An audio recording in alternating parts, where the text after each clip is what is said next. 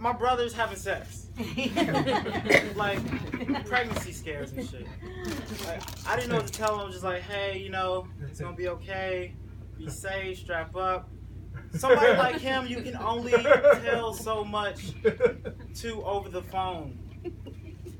Thousands and thousands of miles away. That's my little brother. He used to be my best friend.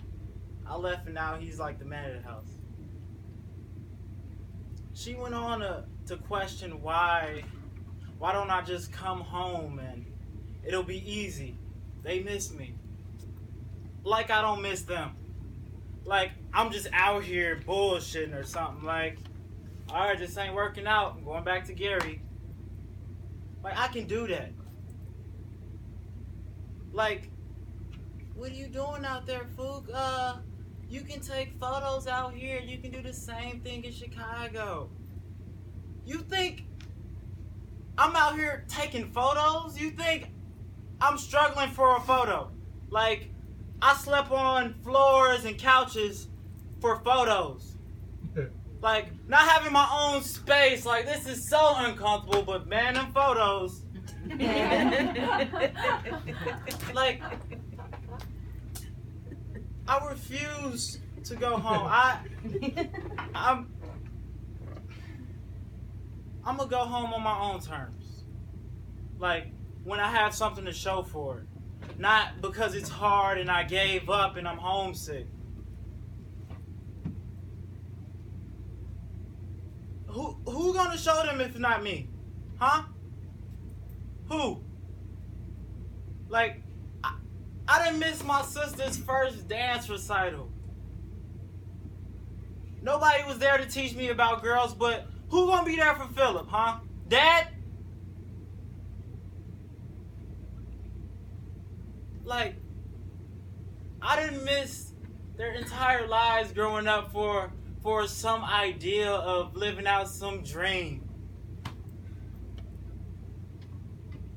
That potentially you can work hard enough for something, you can commit your life to something that it can pay off at the end. That you can work hard enough to make up for the hurt, the pain, the loneliness that you and your family felt. That you can work to provide for you and your family. No one was there to show us that.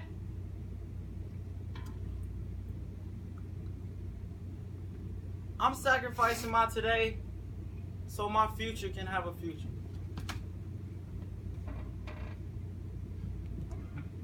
I told my mom I'm gonna come home. It's just not gonna be today.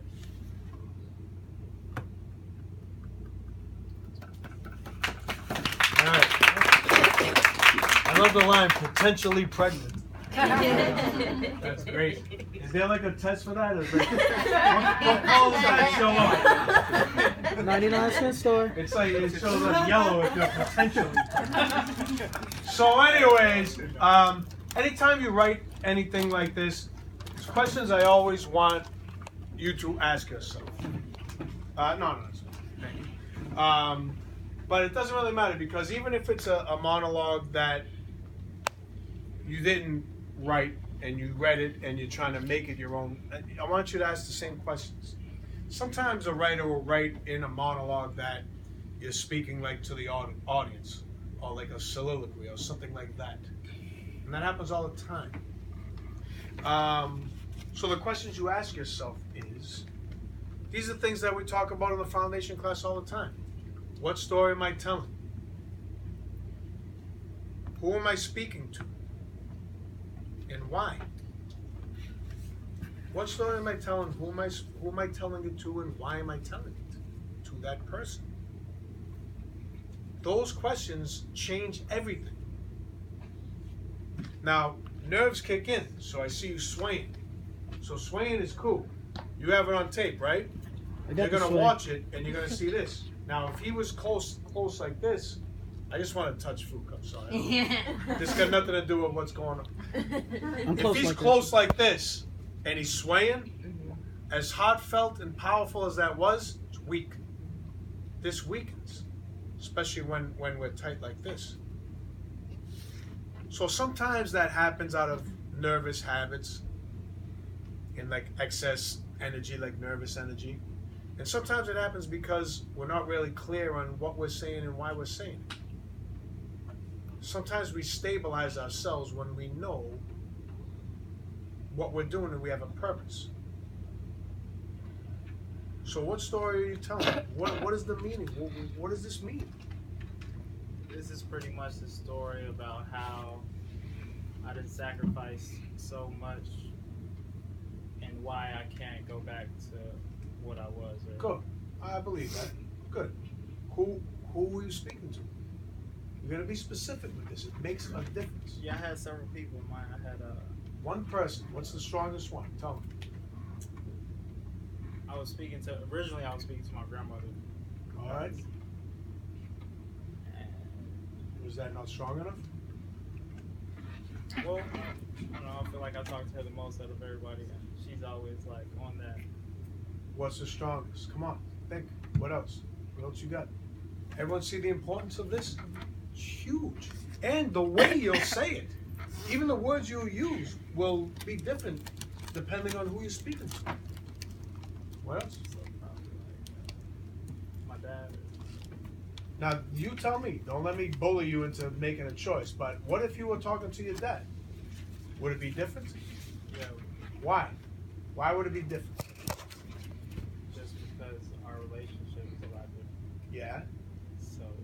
Would the meaning of the story change if you were speaking to your dad opposed to your grandmother?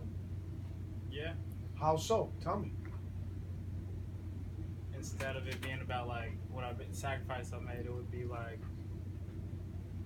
how I am trying to be a positive role model for my siblings, and the sacrifice I made is because of I want to show them how a man should be. Right.